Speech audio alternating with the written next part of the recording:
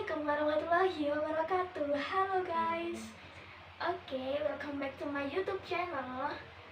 Sebelumnya aku mau ngucapin selamat Hari Kartini untuk wanita-wanita tangguh, terutama wanita-wanita tangguh dan hebat di Indonesia.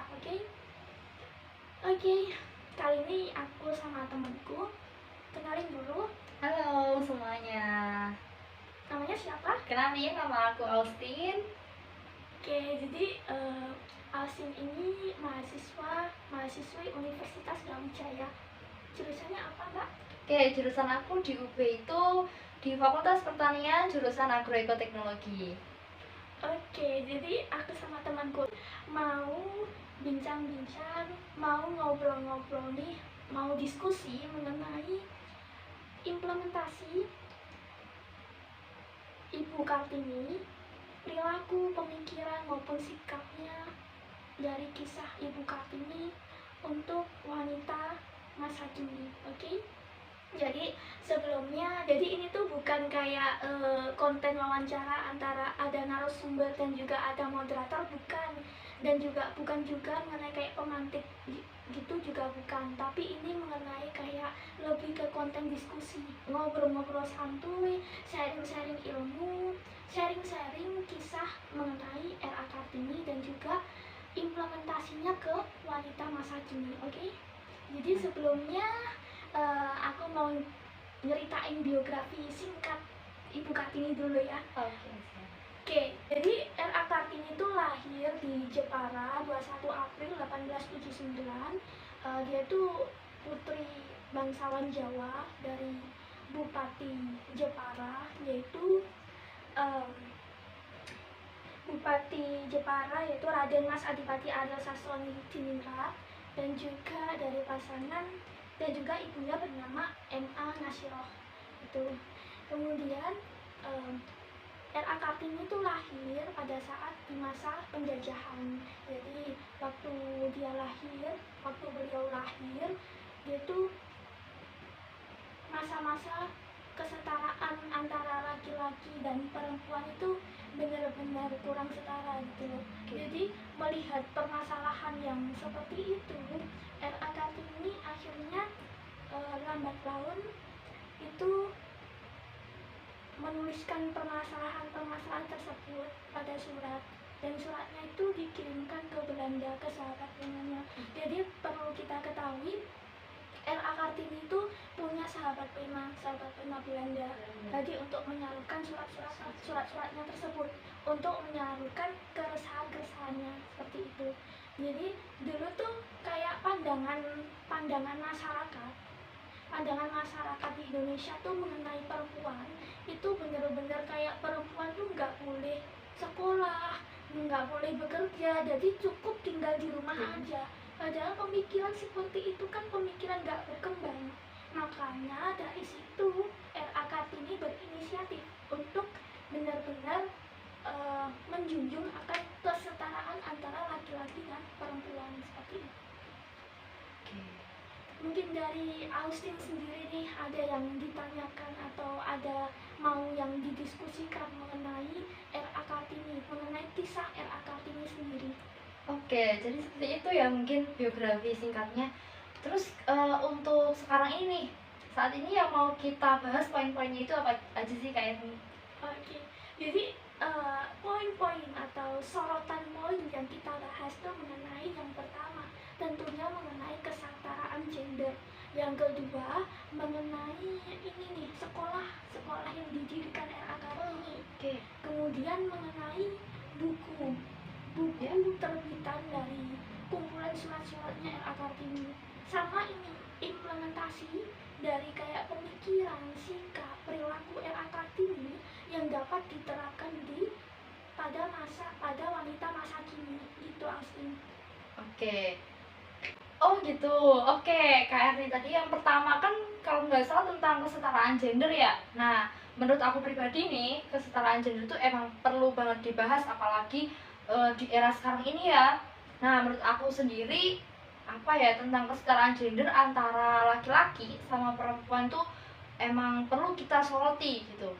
Nah, menurutku perempuan terutama di era sekarang itu perempuan tuh harus punya value kayak Kak Erni dan teman-teman semuanya. Iya nih Kak Austin, bener banget. Jadi kita sebagai perempuan, kalian yang nonton ini, bagi perempuan-perempuan yang nonton video ini, kita itu harus benar-benar memiliki value, terutama benar-benar menjaga martabat dan kehormatan kita sebagai wanita, sebagai perempuan. Karena kita tuh perjuangan RA Kartini, perjuangan Ibu Kartini dalam menyuarakan kesetaraan gender, kesetaraan laki-laki dan perempuan tuh beliau tuh bener-bener berjuang banget loh. Jadi aku tuh sangat effort ya. Iya benar Kak Austin. Jadi beliau tuh bener-bener sangat berjuang untuk, terutama untuk kita. Jadi kita bisa merasakan di sini tuh, bisa merasakan hasil dari perjuangan RA Kartini berupa kesetaraan antara laki-laki dan perempuan. Jadi seharusnya kita itu benar-benar menghargai jasa Ibu Kartini, gitu kan? Iya, bener banget Kak Erni. Oke Kak Erni, mungkin itu tadi ya yang perlu kita perhatikan terkait dengan kesetaraan gender yang sudah diperjuangkan oleh Ibu Kartini, dan harus kita harus kita kembalikan esensinya tuh, kesetaraan gender di era sekarang ini tuh seperti apa gitu.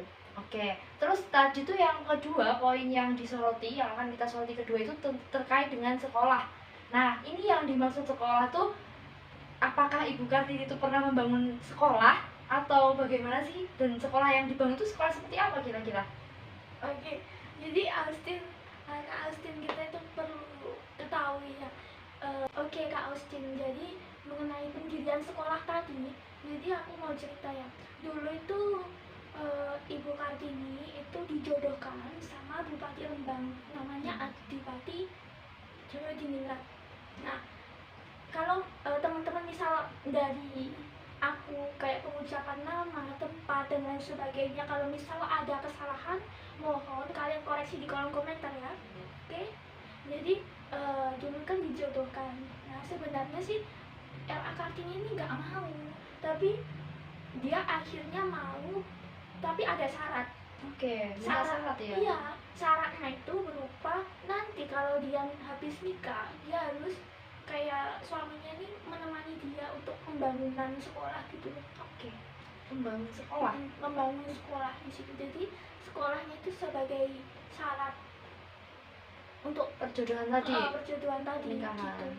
Jadi setahuku itu dari referensi yang aku baca, kalau misal ada koreksi boleh juga dikoreksi di kolom komentar. Oke? Sekolahnya mengenai sekolah lebih ke perempuan Gitu, berarti sekolah yang didirikan itu sekolah khusus perempuan seperti itu ya? Iya. Wah, keren gak sih? Kayak sampai segitunya gitu memikirkan kesetaraan gender tadi, sampai pada saat dijodohkan, pada saat akan menikah pun beliau masih memikirkan nasib para perempuan gitu, para perempuan di Indonesia. Gimana biar para perempuan ini, mungkin ya beliau meminta syarat seperti itu supaya para perempuan ini bisa tetap mendapatkan pendidikan yang layak, bisa tetap intinya tidak hanya mengikuti aturan yang ada di mana perempuan tadi hanya tinggal di rumah gitu ya. Iya, jadi Ibu Kartini ini nggak egois, nggak mementingkan dirinya sendiri, tapi lebih ke melihat kondisi perempuan di Indonesia sendiri dan untuk keperluan masa depan itu sendiri gitu. Jadi RA Kartini membangun tuh benar-benar nggak mementingkan dirinya sendiri gitu. Dan perlu kita ketahui Kak Austin, jadi umur 24 tahun itu kan nikah. Jadi umur 24 tahun beliau nikah, umur 25 tahun itu beliau meninggal. Jadi RA Kartini itu meninggalnya pas beliau melahirkan anak laki-lakinya. Jadi beliau di usia 25 tahun tuh meninggal. Benar-benar usia yang muda, bukan? Ya, benar-benar masih sangat muda loh, 25 tahun. Iya. Bahkan hanya selisih 1 tahun dengan pernikahannya. Ya. Iya. Itu jadi habis ya, ini langsung ke sorotan yang ketiga aja ya. Jadi Ya. sorotan yang ketiga itu kan mengenai buku Buku, habis ya. gelap terbitlah terang. Ya, itu pasti temen-temen juga udah nggak asing nggak sih sama kata-kata itu. Oke. Iya, itu soalnya sering dijadikan quotes gitu, ya kan. Jadi buku habis gelap terbitlah terang itu merupakan buku kumpulan surat-surat R.A. Kartini yang telah dilayangkan ke Belanda. Jadi salah satu menteri di Belanda itu kayak membukukan surat-surat itu gitu loh, dan nanti akhirnya diterjemahkan di Indonesia menjadi habis gelap terbitlah terang gitu. Gitu. Berarti untuk yang buku-buku tadi, buku yang habis gelap terbitlah terang itu berasal dari suratnya R.A. Kartini yang dikirim ke sahabat penanya tadi gitu ya, Iya, Erni? jadi kayak mengenai kayak permasalahan atau keluh kesah pemikiran beliau mengenai zaman-zaman dulu kan, zamannya kayak kesetaraan kan belum tersuarakan, jadi Iya. beliau tuh resah mengenai itu. Dan Dan kondisi lainnya mengenai perempuan kan. Oke. Dulu juga perempuan dulu itu gini, R.A. Kartini itu dulu sekolahnya itu sampai usia 12 tahun. Jadi habis 12 tahun dia itu kan istilahnya kalau di Islam tuh mengalami masa balik lah. ya. Haid pertama itu dikurung, di apa namanya itu kayak disingit apa pokok dikurung gitu, kayak masih tradisi Jawa waktu itu disingit. Jadi dia tuh nggak boleh keluar untuk berpendidikan, untuk sekolah, untuk bekerja, jadi cukup di rumah. Jadi nanti setelah itu dijodohkan, jadi lebih ke mengurus suami. Itulah kehidupan perempuan masa itu, bener-bener kayak kurang berkembang gitu. Jadi di masa beliau disingit, dikurung itu, beliau disarankan oleh kakaknya bernama Sosro Kartono, itu disarankan oleh kakaknya untuk benar-benar banyak membaca waktu itu pas dikurung. Jadi banyak membaca, akhirnya dikurung itu juga banyak menuliskan surat-surat ke sahabat penanya di Belanda. Jadi fisik beliau tuh boleh dikurung, boleh disingit, tapi pemikirannya ini benar-benar luas, benar-benar bebas, nggak terpenjara. Itulah R.A. Kartini. Oke. Dan isi suratnya itu ke sahabat penanya sampai bisa dibukukan tuh beliau ya, kalau dari yang saya baca isinya itu yang tadi ya terkait dengan keluh kesah beliau tentang keadaan perempuan masa itu di Indonesia dan bagaimana keinginan besar beliau agar perempuan di Indonesia itu bisa mendapatkan kesetaraan atau kebebasan yang sama dengan wanita-wanita Eropa gitu ya, Kak Erni ya? Iya. Oke. Jadi gini Kak Austin, yang perlu kita tarik kesimpulan, tarik keteladanan dari kisah R.A. Kartini itu, kalau dari aku yang pertama itu berani mengemukakan pendapat. Jadi kalau kita rasa sesuatu itu kayak buruk atau mungkin bahkan terutama mengenai kesetaraan gender ya, itu bahkan nanti merendahkan harga diri bahkan martabat dari wanita, maka kita harus berani berpendapat, berani speak up. Suara. Iya. Dan di era sekarang, di zaman sekarang, untuk berpendapat tuh banyak banget metodenya, bisa kayak lewat digital, lewat medsos itu, atau secara langsung kayak bikin konten kreator kayak gini. Itu banyak metode-metodenya gitu. Kalau menurut Kak Alsin sendiri ini teladan yang dapat kita ambil dari kisah R.A. Kartini itu apa? Oke, seperti ya tadi wanita itu harus punya value. Terus kita sebagai perempuan atau sebagai wanita, menurutku kita itu harus terus berusaha untuk menjadi lebih baik lagi.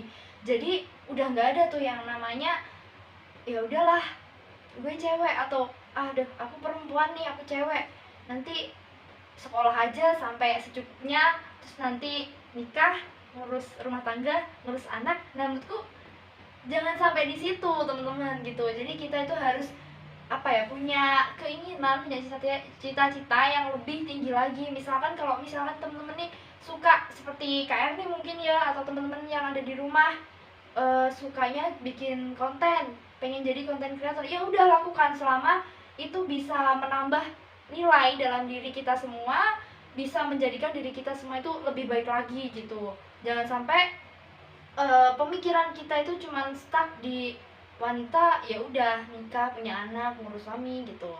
Jadi kita harus mengembangkan terutama potensi yang kita miliki ya, karena sekarang itu udah nggak ada zamannya perempuan tuh di belakang gitu. Kita juga harus bisa di depan gitu. Iya, bener banget apa yang dikatakan Kak Austin tadi. Dan tadi kan Kak Austin bilang mengenai perempuan tuh kayak nanti kalau udah nikah ya kayak kan ada yang kayak cuma ngurus anak suami gitu kan. Sebenarnya gini teman-teman, nikah setelah nikah itu urusan kalian tuh kayak pilihan kan. Itu kalian memilih cuma sekedar kayak ngurus suami dan anak doang, atau di situ juga mengembangkan potensi dan juga hobi kalian gitu. Jadi itu sebenarnya pilihan kalian. Apabila kalian tuh nyaman dengan pilihan yang pertama tadi mengenai kayak cuma ngurus suami dan anak, ya silahkan, ya itu terserah kalian kan.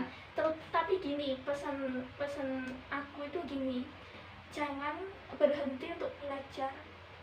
Jadi meskipun kalian tuh pendidikannya misal kendala biaya, pendidikan kalian cuma SMA, SMK, nggak bisa nerusin ke perguruan tinggi, misal kayak gitu, tapi kalian jangan berhenti belajar. Belajar itu maknanya luas, ya kan? Belajar itu nggak hanya harus di sekolah dulu. Iya, nggak hanya di sekolah, jadi belajar tuh luas maknanya. Jadi pesanku ke teman-teman perempuan di sini itu kalian jangan berhenti belajar. Soalnya nanti meskipun nanti pilihan kalian tuh bener-bener untuk ngurus suami dan anak, tapi pesanku tuh kalian nanti akan menjadi ibu yang terdidik. Jadi kan gini, Kak Ausin pernah dengar nggak statement gini mengenai ngapain sih sekolah tinggi-tinggi, ngapain pendidikan tinggi-tinggi, toh nantinya jadi ibu rumah tangga. Pernah dengar kan? Ya pasti. Nah itu jangan salahkan pendidikannya dulu gitu.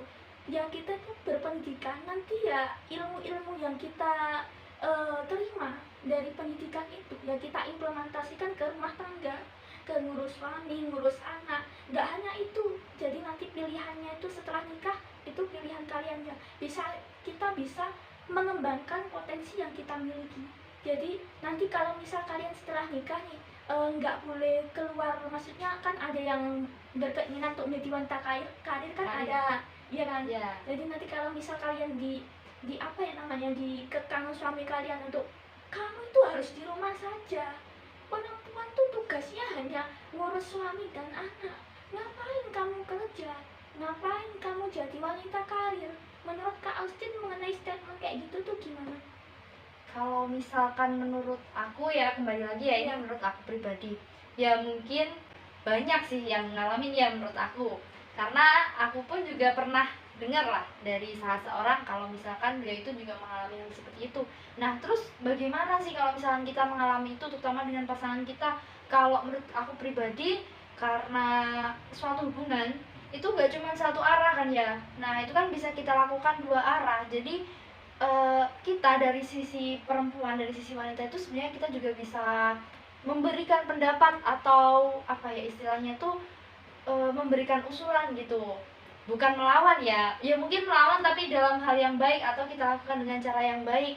Karena kan kalau dalam suatu hubungan misalkan kita tidak setuju dengan apa yang dilakukan pasangan kita, kita juga punya hak untuk menolak, punya hak untuk memberikan nasihat, memberikan saran, mungkin seperti itu. Jadi sebenarnya menurut aku pribadi tidak selamanya ketika kita menjadi wanita karir itu salah, atau tidak selamanya juga menjadi ibu rumah tangga saja itu baik gitu. Karena sebagai perempuan, kembali lagi, walaupun kita sudah menikah, kita sebenarnya tetap punya hak untuk belajar, punya hak untuk mengembangkan pribadi kita, mungkin seperti itu. Walaupun pada akhirnya kembali lagi ke pribadi kita masing-masing, ke keadaan rumah tangga kita seperti apa, mungkin seperti itu.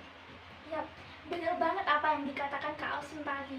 Jadi suatu hubungan itu benar-benar ke komunikasinya kan, benar-benar menjaga komunikasinya. Jadi nggak benar-benar melawan, tapi itu lebih ke kita bicarakan dengan baik dengan pasangan gitu kan. Iya. Baik.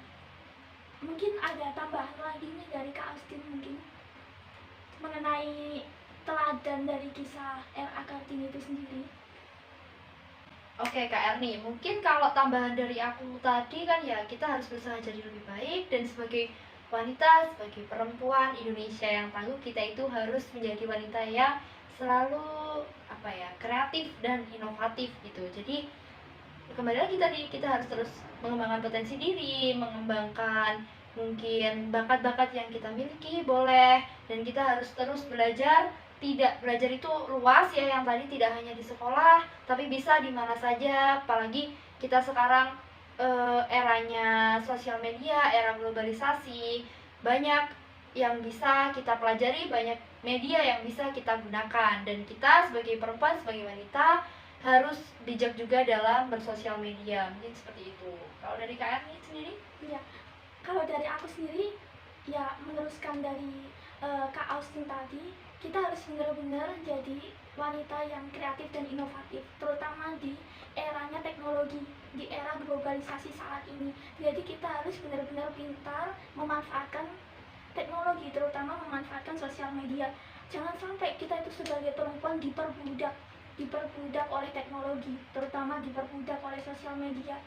Jadi kita harus memiliki etika dalam bersosial media. Jangan sampai kita merendahkan harga diri, menjatuhkan martabat diri kita sendiri sebagai wanita gitu. Kita harus benar-benar menghargai nih teman-teman, menghargai perjuangan R.A. Kartini dalam menyuarakan kesetaraan gender gitu. Jadi kita sebagai perempuan, kita sebagai wanita harus bijak menghadapi arus perkembangan teknologi yang semakin pesat ini. Dengan cara apa? Ya dengan cara membekali diri kita dengan ilmu gitu. Mungkin itu saja dari kami ya Kak Austin. Oke Kak Erni. Jadi itu saja dari diskusi ngobrol-ngobrol santai dengan Kak Austin tadi mengenai kisah R.A. Kartini dan juga implementasi kisah R.A. Kartini untuk wanita masa kini gitu. Mungkin dari teman-teman yang nonton konten ini mungkin ada kayak hal yang perlu didiskusikan, silahkan langsung tulis di kolom komentar ya.